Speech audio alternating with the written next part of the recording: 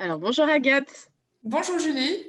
Alors, ravie de te retrouver aujourd'hui donc, pour cette vidéo axée sur inflammation, plantes et alimentation. Et si tu veux bien, je vais te laisser te présenter. Oui, je m'appelle Agathe Lalo, donc je suis docteur en pharmacie micronutritionniste. Actuellement, je suis responsable de l'Aromathèque Viton qui est à Lyon, qui est une boutique de produits naturels de santé. Avec mon équipe, on s'affaire à donner des conseils de santé au naturel, à la fois en boutique. On fait aussi des bilans de micronutrition et d'alimentation santé, de naturopathie. Et on donne aussi des connaissances au grand public pour mieux se soigner avec l'aromathérapie et l'alimentation santé.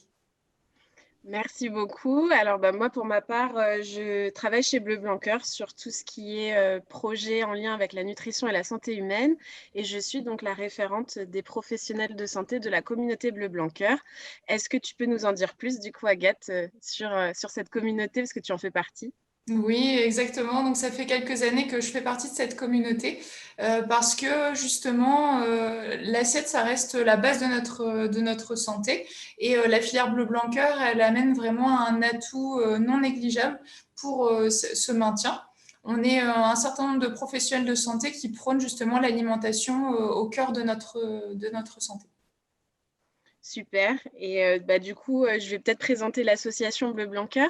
Donc, alors, il s'agit donc d'une filière, d'une association qui construit donc depuis 20 ans des filières à vocation santé, qui sont à la fois durables et qui visent à améliorer la qualité nutritionnelle donc, et environnementale de notre alimentation.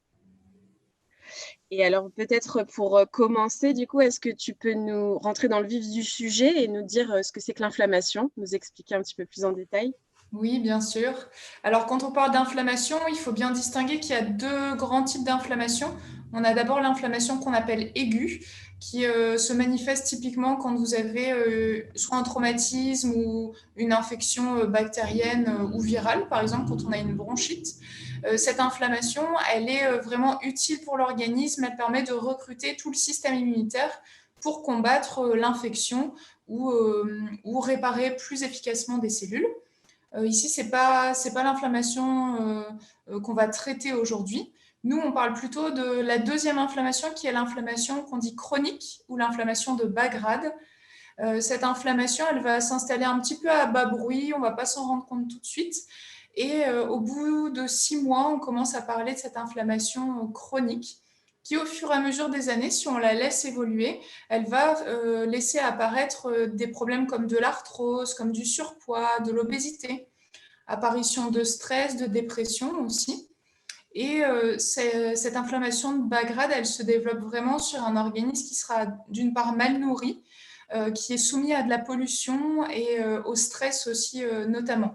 Donc plutôt répandu dans notre civilisation actuelle, on va dire. Donc ces deux types d'inflammation, elles sont bien indistinguées, hein, bien sûr, parce que il y en a une qu'on va laisser faire son travail, et puis l'autre qu'il faudra bien sûr réguler pour être en bonne santé. Super. Et du coup, est-ce que tu peux nous en dire plus sur les acteurs, les médiateurs qui sont importants dans cette inflammation, dans ces réponses inflammatoires? Oui, bien sûr. Donc, on a d'un côté les molécules qui seront ce qu'on appelle pro-inflammatoires, qui favorisent l'inflammation. On pourra parler notamment des oméga 6 dans leur majorité. Et de l'autre côté, on a des molécules qui sont anti-inflammatoires, les oméga 3 en opposition. Et on pourra aussi parler par exemple du cortisol. Il y a certains oméga 6, il y a deux oméga 6 aussi qui le sont. Donc on a vraiment ces molécules qui sont soit à dominante pro-inflammatoire ou à dominante anti-inflammatoire. D'accord. Et alors, donc, pour mettre un petit peu en pratique et consommer les bons médiateurs anti-inflammatoires, est-ce que tu peux nous en dire plus sur les clés d'une alimentation anti-inflammatoire? Bien sûr. Alors du coup, l'alimentation santé par excellence, c'est l'alimentation méditerranéenne crétoise.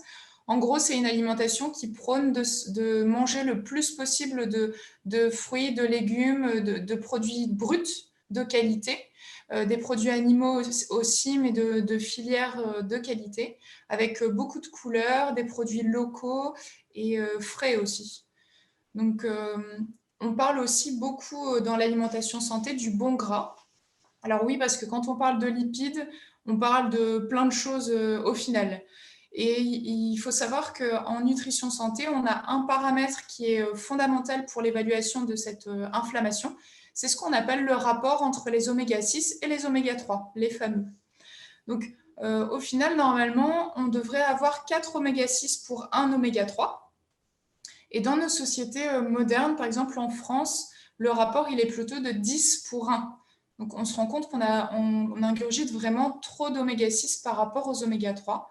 Donc le but, c'est de diminuer la consommation des 6 au profit des 3, même s'il ne faut pas bannir les oméga 6 par la même occasion. On en a quand même besoin, mais réduire leur consommation. Donc, pourquoi je vous parle autant d'oméga 6 et d'oméga 3? Tout simplement parce que les oméga 6, ils vont favoriser l'inflammation, comme on a commencé à le dire un petit peu avant, alors que les oméga 3, eux, ils sont anti-inflammatoires.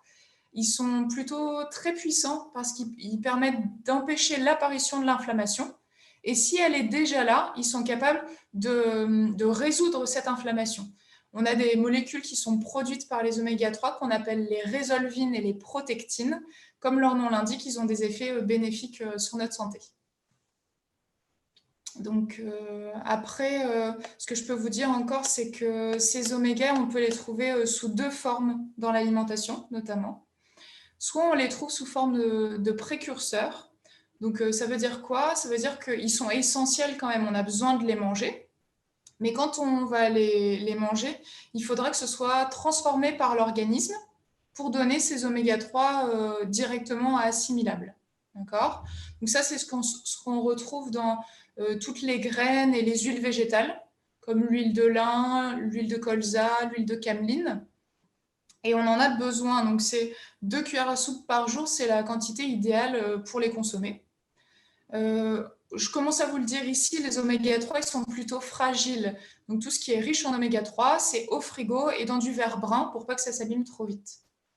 Donc ça, c'était ceux qui sont indispensables, mais néanmoins, on a besoin d'un organisme efficace pour les assimiler, pour les transformer. Et la deuxième classe d'oméga 3, c'est les oméga qui sont directement absorbables. Alors ceux-là, ils sont présents dans les petits poissons gras, donc typiquement le maquereau, la sardine, le hareng et le flétan, et aussi dans tous les produits de filière bleu blanc cœur, de filière animale. Donc bleu blanc cœur, en gros, c'est des filières agricoles qui vont respecter à la fois l'environnement, les animaux et l'homme, parce que ils vont nourrir, en fait, les agriculteurs nourrissent les animaux avec une alimentation qui va contenir du lin, par exemple, de la luzerne, qui sont des précurseurs d'oméga. Et du coup, dans les produits finis, les animaux, eux, dans leur organisme, ça va se transformer en oméga qui sont directement bénéfiques pour nous et assimilables. Voilà, Merci beaucoup. Ouais, merci beaucoup pour cette explication, Agathe. Et je rajouterais donc que l'association Bleu Blanc Cœur a aussi des engagements forts autour de la limitation du soja d'importation dans les rations alimentaires des animaux. Et donc, on a fait ce choix-là parce que du coup, le soja d'importation est un acteur majeur de la déforestation. Et puis, il est important de souligner aussi que le soja est plutôt vecteur d'oméga 6, un peu comme le maïs. Donc, en fait, quand on l'utilise dans les rations alimentaires des animaux, on va avoir tendance à ajouter des oméga 6 dans les produits animaux au détriment des oméga 3. Donc, voilà, c'est tout l'intérêt en fait de rééquilibrer un petit peu la ration alimentaire des animaux. Et donc, pour enchaîner sur une autre question, donc la gamme de produits estampillés Bleu Blanc Cœur est large. Donc, elle comprend des produits laitiers, des viandes, des œufs, des légumes. Et donc, toi, en particulier, tu recommandes les œufs à tes patients. Est-ce que tu peux nous expliquer pourquoi? Bah oui, tout à fait, parce que l'œuf, c'est l'aliment qui est le plus parfait au niveau de la micronutrition, de la densité micronutritionnelle. Parce qu'en fait, dans un œuf, vous avez le blanc de l'œuf, c'est de la protéine. En plus, c'est des protéines complètes parce qu'on a tous les acides aminés essentiels dans le blanc de l'œuf. Et dans le jaune de l'œuf, on a des lipides, donc du gras. Donc il y a un petit peu de cholestérol, ça tout le monde le sait. Il y a un petit peu ce qu'on appelle d'acides gras saturés, mais il y a aussi une part non négligeable d'oméga. Et en fin de compte, selon ce qu'on donne à manger aux poules, les oméga qui seront dans les œufs seront soit 6, soit 3. Donc, si on leur donne en effet du tournesol, du soja, des, des vecteurs, en fait, des précurseurs d'oméga 6, on aura des œufs qui sont très oméga 6. En proportion, ça nous apporte à peu près 20 oméga 6 pour un oméga 3. Vous entendez que c'est vraiment défavorable. Alors qu'avec la filière bleu blanc cœur, comme aux poules, on va leur donner des graines de lin, de la luzerne. Du coup, le jaune de l'œuf, ce sera des oméga 3. Et là, on aura donc, majoritairement des oméga 3. Donc 4 oméga 6 pour un oméga 3. Donc, voilà pourquoi il m'intéresse beaucoup l'œuf. Et le meilleur moment de la journée pour le consommer, ça reste le matin. Et pourquoi alors, le matin? Parce que justement, comme ça contient du bon gras, c'est tout ce qu'on mange le matin, ça va aider à nourrir notre cerveau.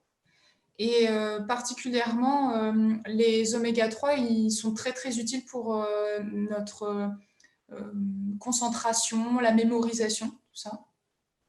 Donc, notamment pour cet effet-là. Et la deuxième chose aussi, c'est que le cholestérol qu'il y a dans les œufs, il ne va pas être défavorable pour notre bilan lipidique. On ne va pas attraper du cholestérol si on mange des œufs le matin, alors que si on en mange le midi ou le soir, là, c'est différent. D'accord. Et on a vu du coup qu'il faut privilégier les sources naturelles d'oméga 3 dans son alimentation. Mais du coup, est-ce que tu peux nous dire de quelle façon c'est pertinent de les associer dans nos menus, dans nos recettes? S'il y a des bonnes pratiques en fait qui peuvent favoriser l'assimilation de ces oméga 3. Oui, donc comme je vous l'ai dit tout à l'heure, les oméga 3, ils sont plutôt fragiles.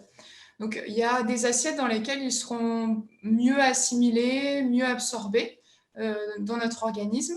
C'est typiquement quand on va avoir une alimentation qui est ce qu'on appelle antioxydante. Donc, comment on fait pour avoir une alimentation antioxydante? Il faut manger le plus coloré possible, avec des épices, avec des aromates. Par exemple, si vous faites un plat de légumes de saison, donc là, si on met des carottes, vous mettez des poireaux, des navets, c'est riche en couleurs. Donc, déjà, on a des antioxydants. Vous rajoutez du thym avec du curcuma, par exemple, ou de la coriandre, encore antioxydant. Et vous mettez un blanc de poulet de la filière bleu blanc cœur, où là, on a nos fameux oméga 3 anti-inflammatoires. Donc, c'est une assiette parfaite au niveau équilibre santé. Super. Et donc, du coup, on a vu que dans le monde végétal, il y a un certain nombre de plantes qui ont des vertus anti-inflammatoires, notamment par l'intermédiaire des oméga 3, notamment le lin, la luzerne. Mais est-ce qu'il y a d'autres plantes qui ont aussi des actions anti-inflammatoires par le biais d'autres molécules que les oméga 3?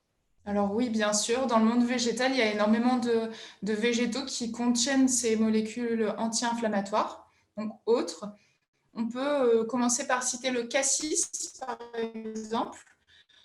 Donc le cassis, c'est un très bon anti-inflammatoire parce que justement, il va agir sur notre organisme en favorisant la production de cortisol. C'est pas comme quand on prend de la cortisone en médicament où on en apporte de l'extérieur. Là, le cassis, il va vraiment dire à notre organisme de produire davantage de cortisol. D'accord. Et ce cortisol, il va permettre de diminuer la production de ce qu'on appelle les cytokines inflammatoires. Donc, il est intéressant pour tout type d'inflammation. Et aussi, on peut dire que le cassis, parce qu'il favorise la production de cortisol, il donne aussi un petit coup de peps. Alors, si on le consomme le matin, on est plus en forme que si on n'en consommait pas. D'accord. Après, on peut citer l'ortie. L'ortie qui est différent, qui est très intéressante aussi parce qu'elle est reminéralisante. Ça contient beaucoup de silice, notamment l'ortie. Donc, on l'utilisera notamment dans les inflammations articulaires ou quand on a des problèmes de cheveux cassants, les ongles qui se dédoublent, tout ça. Donc, soit sous forme de tisane, sous forme de gélule, on le reverra un petit peu plus tard. La troisième plante qu'on peut citer, c'est le curcuma. Donc, le curcuma, il a le gros avantage d'être non seulement anti-inflammatoire, mais en plus, par sa couleur notamment, il est profondément antioxydant.